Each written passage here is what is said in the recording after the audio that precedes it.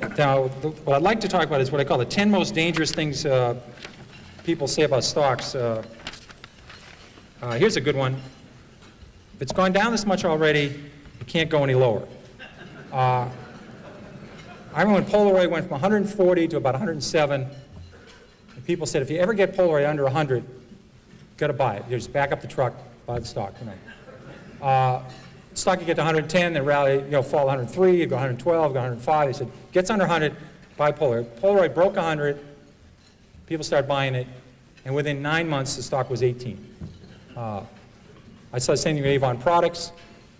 So just saying, it's gone down this far, how much lower? I mean, it's crazy, but, it can keep going. In fact, I tried this out. Kaiser Industries, I was a new analyst at Fidelity, and we were about to buy the biggest block ever at Kaiser Industries. The stock had gone from 29 to 17. We're about to buy the largest block ever in the history of the American Stock Exchange. We bought, 10 or 15 million shares.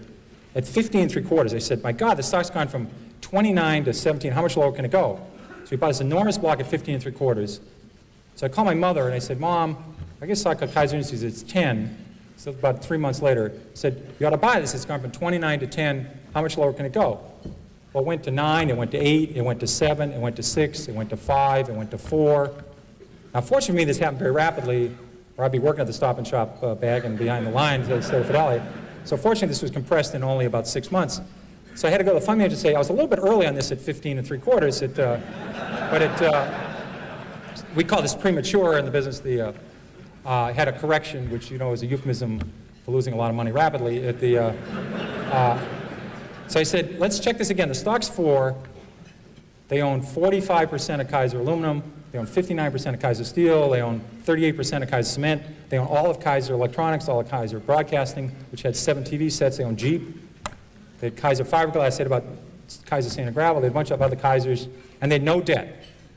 Now, in this room, because I know Freeman Billings is very interested in financial stocks, no one's ever gone bankrupt without any debt. Now, that would take a real, I think you have to give some kind of distinguished service award to somebody who did that. But they had no debt. I said, it's not going to go to 0. I was wrong when I said it can't go below 15. So we hung on, and within 3 years, they gave out the shares in Kaiser Steel, gave out the shares in Kaiser Cement, gave out the shares in Kaiser Steel and Aluminum, and they sold off all the businesses. You got about $55 a share. But if you didn't know the story, and the stock went from 15 to 11, and you're just saying how much lower can it go, when it went to 9, went to 8, you would have gone. So you can't just say it can't go any lower, because I saw Taco Bell go from 14 to 1 in 1974, and they had no debt and making 60 cents a share. There's a corollary to that that's even more dangerous. If it's gone this high already, how can it possibly go lower? Higher, sorry. That. Philip Morris, adjusted for splits, sold for 12 cents in 1951. And then it goes to 60 cents in 1961. So it goes up 5-fold, and you say to yourself, how much, this it never sold for that, but just for splits, you say, how much higher can this go? It's gone up 5-fold. They missed the power of Marlboro. They missed there's 220 countries in the world. They missed the cash flow of the company. They missed everything. This stock was a 100-bagger after going up 5-fold. But people sold it just saying, how much higher can it go? Can't go any higher. They did the same at Home Depot. They did the same with Toys R Us. I did the same thing at Toys R Us. Just saying it can't go any higher, it's gone this much already, that's very dangerous, and don't use that one. And it's a very bad thing to do. Eventually, they always come back.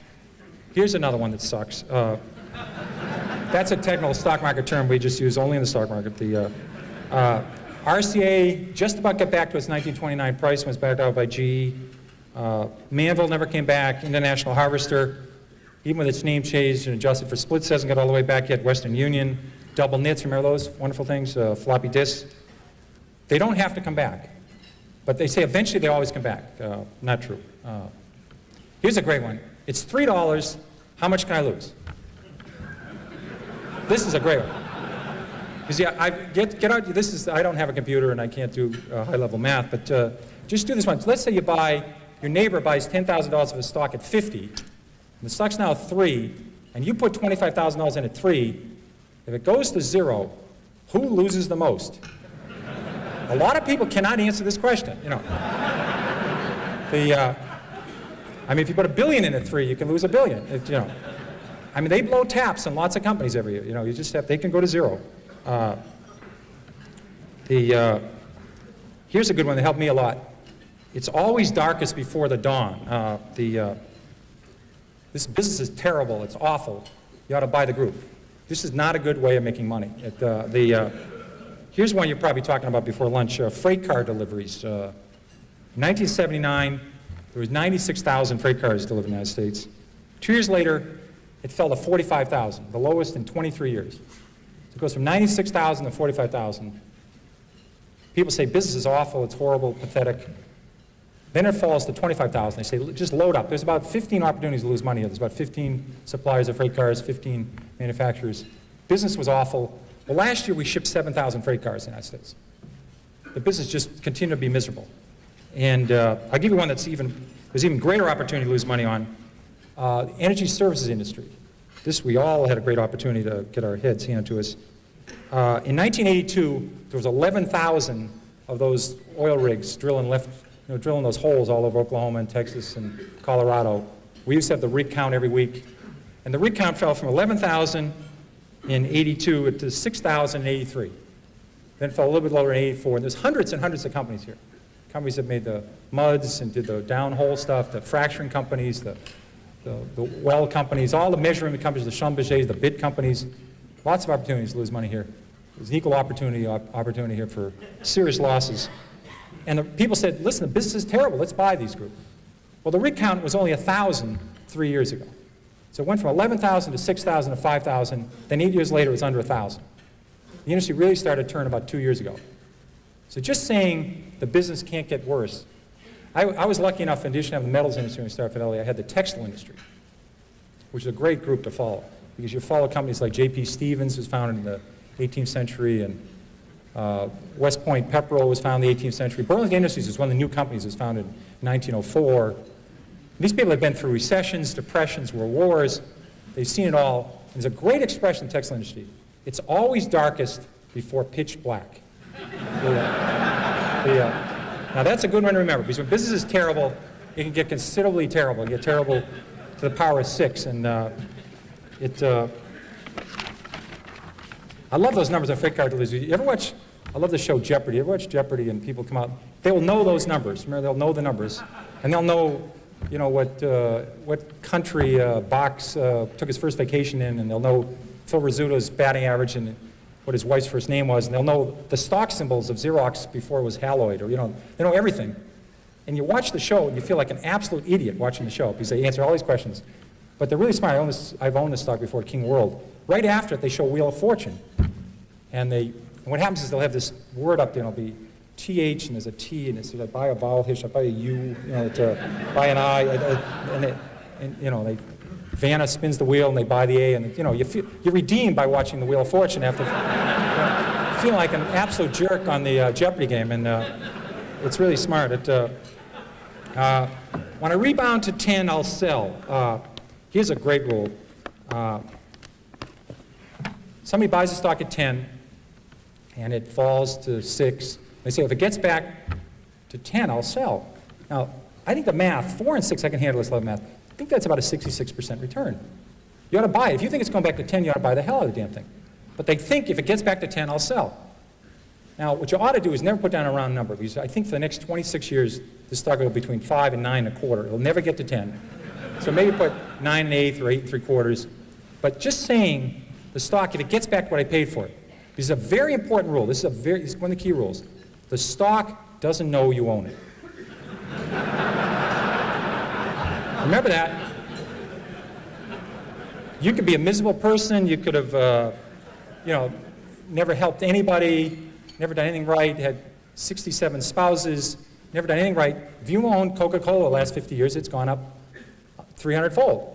You could be the greatest human in the world, help Special Olympics, help the mentally challenged, help poor people, help AIDS people. If you own Bethlehem Steel, it's lower than it was 30 years ago. It's not your fault. Don't take this personal, you know. But people treat stocks sometimes like a grandchildren or a puppy. I mean, they think the stock knows who you are. You know, it doesn't work that way. What me worry? I own conservative stocks. I don't have to worry. I own conservative stocks. I remember when Con Ed fell 80%, then tripled. Public Service Indiana went down 90%. Gulf States Utilities, Long Island Lighting. This may be an oxymoron. We had Quality Texas Banks that went to zero. We had Quality New England Banks that went to zero. These were companies that have been around for 150 years, 120 years. Saying I own conservative stocks, I don't have to worry. And I've seen a lot of people that inherit a stock from somebody. They'll say, you know, my mother said on her deathbed, don't sell the Long Island Lighting. You know, you always wondered, you know, she's going to heaven, or hopefully where she's going to heaven. You know, they talk about a Little League game or a vacation or a game of hearts they had, or imagine talking on your deathbed about Long Island Lighting. And you say, well, you know, but you get these stories all the time. And I think your mother would have noticed, she wouldn't have sold at 29, but she would have noticed they had this little plant that was about $6 billion over budget. No one wanted it and wasn't working, and Long Island stopped growing. So maybe she would have turfed it at 22 or got out at 18. She wouldn't have let it go to 4.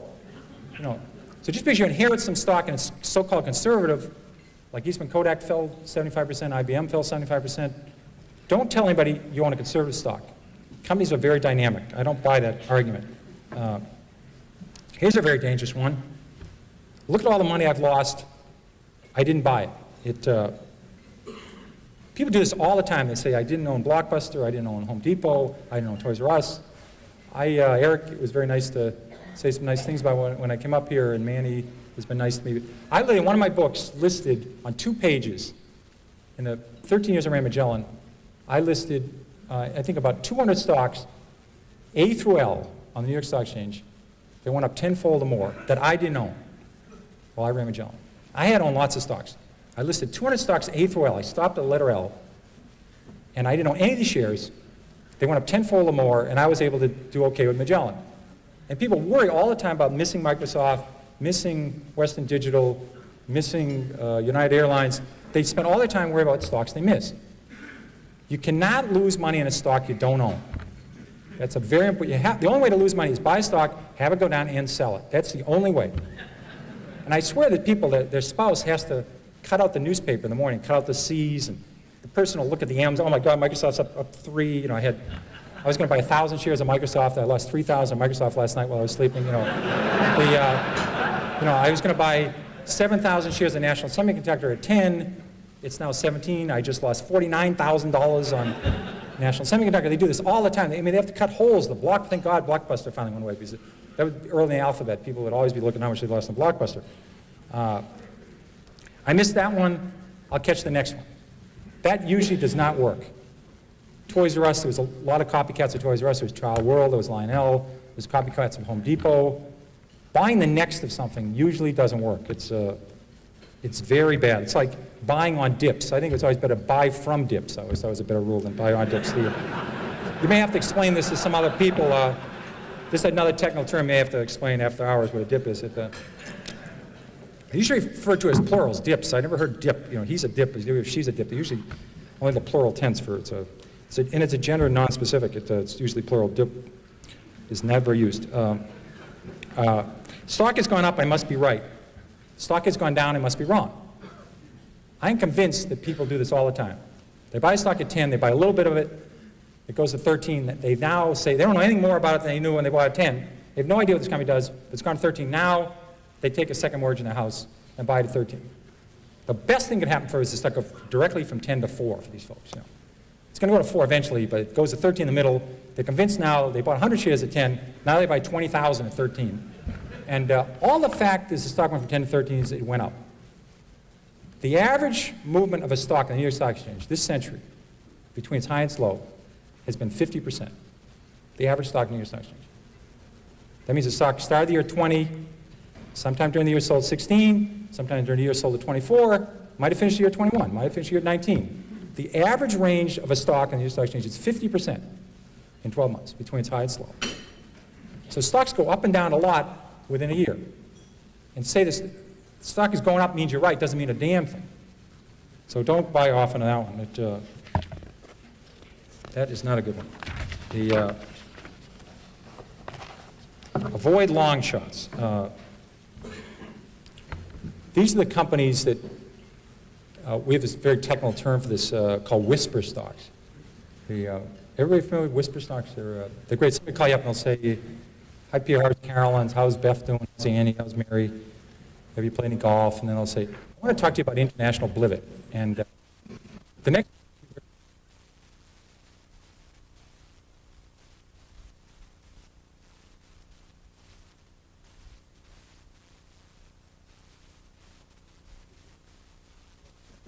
get one of those, they'll get a shorter term in those places where they have Nordic tracks and they put them away and they don't have to make big rocks into small rocks. They just watch movies and they have Nordic tracks, but they will not get these people if they whisper into the phone.